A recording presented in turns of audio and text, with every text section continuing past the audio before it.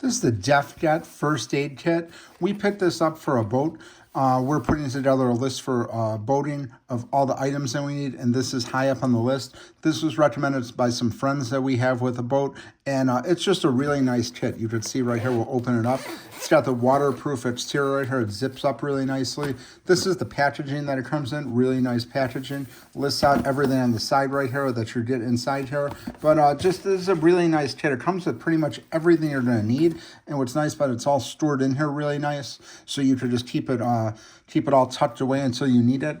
It comes with, it's got, like, if you look at the side here, it's got a hand torch, 30 adhesive bandages, 20 bandages that are a little bit smaller, a triangular bandage, an emergency blanket, antiseptic wipe, a sting relief pad, an alcohol pad. It's got 2 conforming pads, a Swiss knife card, 56 cotton tip applicators, a compressed towel, first aid tape, safety pins, a whistle, scissors, and metal tweezers.